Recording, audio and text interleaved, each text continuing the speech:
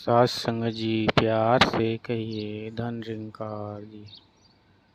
बोलिए सतगुरु माता सुदीक्षा शविंदर हरदेव जी महाराज की जय। निरंकारी राजमाता गुरु बचन अवतार की जय। सत्संग जी, आज निरंकारी मिशन के महान सतगुरु बाबा हरदेव सिंह जी महाराज का ब्रह्मलीन होने का दिन है। सत्संग जी सतगुरु को याद करके उनकी छवि दिल के अंदर जो विद्यमान है सत्संग जी, वो भुलाई नहीं जा सकती। 2014 में ब्रह्म ज्ञान लिया था सत्संग जी, और सतगुरु बाबा हरदेव सिंह जी महाराज की हुजूरी में जो समागम दिल्ली का लगा था, पहली बार गया था। समागम में सत्संग जी इतने अलौकिक दर्शन हुए जिसको बयां करना बहुत ही मुश्किल है। उसी साल राजमाता जी का ब्रह्मलीन हुए थे और सतगुरु बाबा हरदेव सिंह जी महाराज राजमाता जी की आसन की तरफ देखकर उनकी आंखों में आंसू आ गए। उसी दिन सत्संग जी बाबा जी ने सात संगत को संगत माँ का दर्जा दिया कि आज हमारे पास अगर राजमाता जी शरीर रूप में मौजूद नहीं हैं, फिर भी ये सात संगत माता के रूप में सभी के पास विद्यमान है। बाबा जी बोले कि जो कुछ भी मांगना है संगत माँ से अरदास करें, चाहे गलती हो गया हो तो संगत माँ से क्षमा मांगें, ये सारे कार्य पूरे करने में समर्थ हैं। संगत माँ की शक्ति बहुत अपार है। सत्संग जी दास भी कई बार अनुभव करके देखा है। इनके आगे जो भी अरदास की जाती है सत्संग वो अवश्य पूर्ण होती है। लेकिन सत्संग जी कहते हैं कि मांगना इंसान की फितरत हो गई है, दास भी इसी के अंदर आता है। संसार में जीने के लिए तमाम परिस्थितियां हमें संकट में डालती हैं, जिससे बार बार हमें इस गुरु से निराकार से कुछ न कुछ समय समय पर मांगना ही पड़ जाता है। और मांगते हैं तो हम अज्ञानता से ही मांगते हैं, क्योंकि देने वाला तो पहले से ही दे रखा है, लेकिन हमारे अंदर संतुष्टि नहीं है, सब्र नहीं है, संतोष नहीं है, बर्दाश्त की क्षमता नहीं है। इसीलिए हम बेबस होकर इससे अनुरोध विनती करते हैं, मांगते हैं सत्संग जी, और ये फिर भी खुश होकर झोलियाँ भर देता है। लेकिन दुष्परिणाम उसका यही निकलता है कि हम अपने हुए मांगे में खुद फंस जाते हैं। ठीक उसी प्रकार जिस प्रकार मकड़ी स्वयं जाल बुनती है अपना शिकार पकड़ने के लिए कि मैं एक जगह होके आराम से शिकार पकड़ूंगी, लेकिन उसी अपने बुने हुए जाल में फंसकर एक दिन स्वयं को त्याग देती है। सत्संग जी आज इंसान की स्थिति भी बिल्कुल इसी तरह का है। सतगुरु बाबा जी 36 वर्षों तक अपने जीवन में मानव कल्याण एकता के रूप में ब्रह्म ज्ञान को देकर देश विदेशों तक, कई अन्यत्र देश तक जाकर लोगों का कल्याण किया।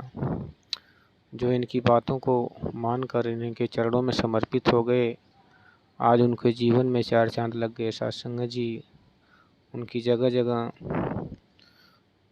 सम्मान होता है, आदर होता है, सत्कार होता है। साध संगत जी, प्रभु के मार्ग पर चलने वाले सभी को सत्कार होता है, चाहे किसी भी रूप में आप चलिए। लेकिन जो ब्रह्म ज्ञान द्वारा जानने के बाद जो सत्कार होता है साध संगत जी, अंदर और बाहर दोनों तरफ समान रूप हो जाता है। ब्रह्म ज्ञान को लेना अति आवश्यक है। इसको लेने के बाद ही मानव जीवन की जो सफ़र है शुरू होता है।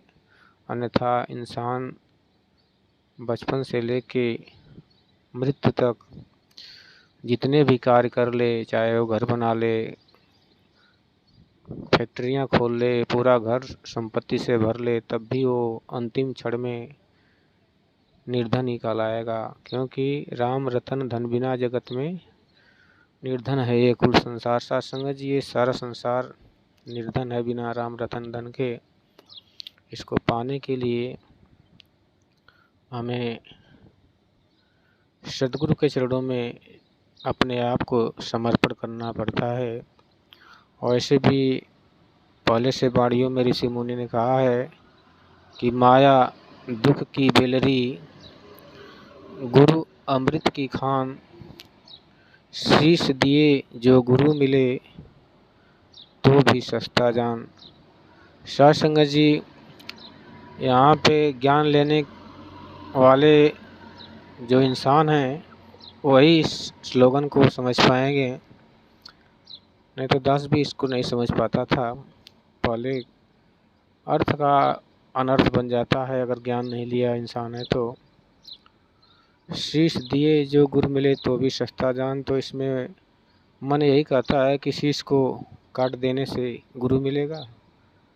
नहीं साध संगत जी, यहाँ भाव ये है, शीश देने का मतलब है सिर को सतगुरु के चरणों में झुका देना, अपने मन के अहंकार को सतगुरु के चरणों में समर्पित कर देना। इसका यही तात्पर्य साध संगत जी कि जब ये मन सतगुरु के चरणों में अपने अहंकार को, अपने द्वारा ज्ञान को, अपने द्वारा जानकारी को जब समर्पण कर देता है, तब वहाँ से इसकी भक्ति की शुरुआत की नींव पड़ती है साध संगत जी। और गुरु के बताए हुए मार्ग पर चल करे अंतिम दौर मृत्यु के बाद मोक्ष मार्ग को धारण करता है।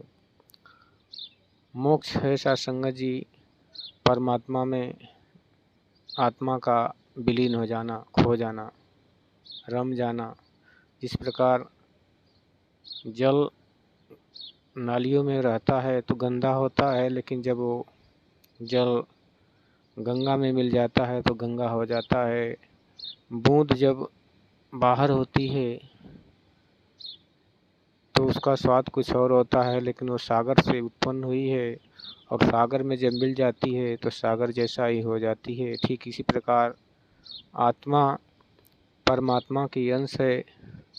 इस संसार में भौतिक जगत में आई कुछ करने के लिए, लेकिन यहाँ पे इसी माया मोह में फंस के भूल गई। और इसके बाद ब्रह्म ज्ञान को लेकर जब आत्मा फिर अपने परमात्मा में विलीन हो जाती है, इसी को मुक्ति कहते हैं साध संगत जी। इसके बीच का जो जीवन है साध संगत जी, 84 लाख योनियाँ ये भवसागर की प्रतीत हैं। साध संगत जी, जब से परमात्मा से विछड़न हुई और मिलने परमात्मा में विलीन होने का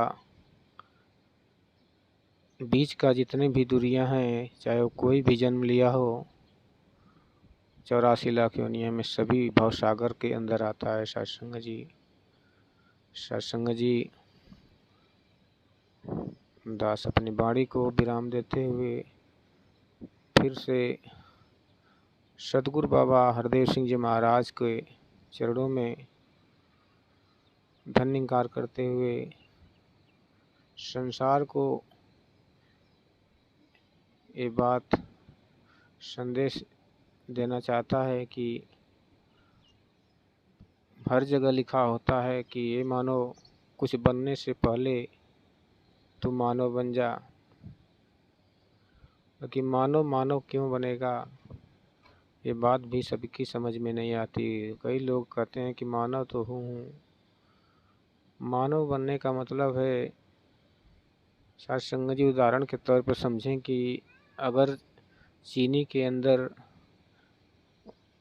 जो उसका स्वाद है, मीठा लगना, अगर उसमें खट्टापन आ जाए, तीखापन आ जाए, तो उसे चीनी लोग खाना ही बंद कर देंगे।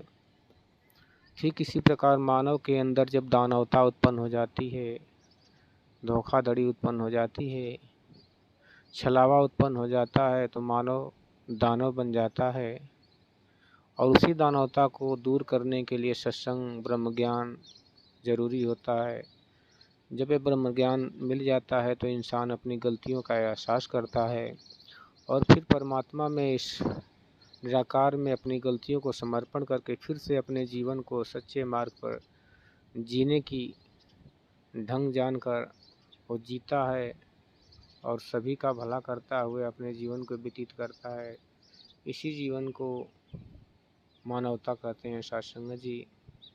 और ये मानवता बिना ब्रह्म ज्ञान लिए किसी के अंदर आना संभव नहीं है, क्योंकि धन कमाने के कई मार्ग हैं, लेकिन धर्म कमाने के एक ही मार्ग है। भले ही कोई दान कितना भी करता हो, लेकिन दान भी कई प्रकार का हो सकता है। उसके अंदर भावना कुछ और भी हो सकती है, क्योंकि बिना ज्ञान के दान भी नुकसान करता है। जो दानी होता है वो दान करता है और ये अपने अंदर भाव रखता है कि मैं दानी हूँ, बड़ा हूँ, श्रेष्ठ हूँ, और जब दान पुण्य कर रहा हूँ वो मुझे अगले जन्म में मिलेगा। तो उसका फल पाने के लिए उस दानी को फिर से कोई न कोई जन्म लेना पड़ेगा।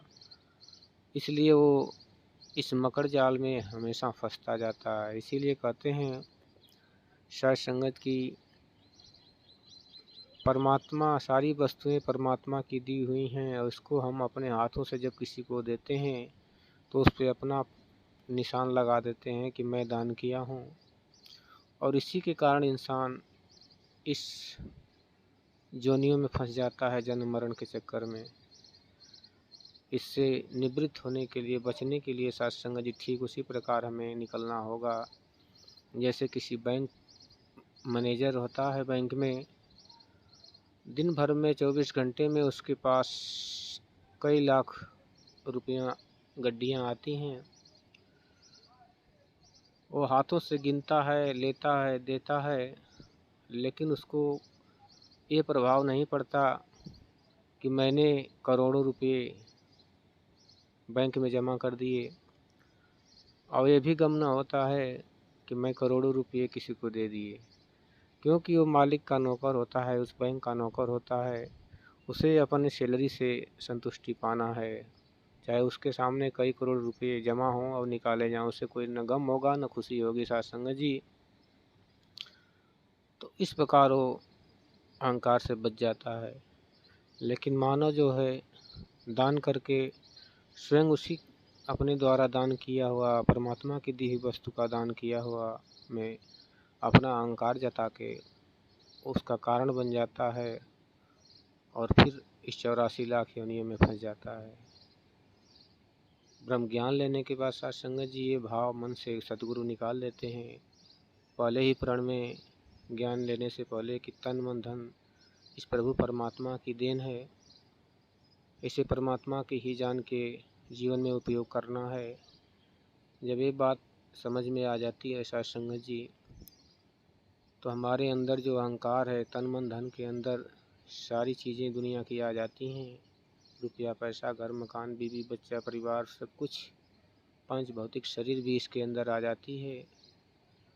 तब सत्संग जी हमें एहसास हो जाता है कि मेरा कुछ भी नहीं, जो कुछ है सो तेरा, मेरा मुझ में कुछ नहीं, जो कुछ है सो तेरा, तेरा तुझको सौंप के क्या लागे हैं मेरा। सत्संग जी फिर हम किस बात का अहंकार करें, हमें तो केवल शुक्र करना है कि हे परमात्मा, जो कुछ मेरे को आपने दिया है उसको मैं सदुपयोग कर पाऊँ और इसे दूसरे को भी अगर दे रहा हूँ तो इसे अहंकार रूप में अपने को नामित न कर पाऊँ, चिन्हित न कर पाऊँ, क्योंकि आपका धन है। अगर किसी को दे रहा हूँ तो केवल मेरा इसमें मात्र पुतले की तरह रोल ही रहे, कोई अहंकार नहीं। सत्संग जी, सत्संग जी, प्यार से कहिए धन निरंकार जी।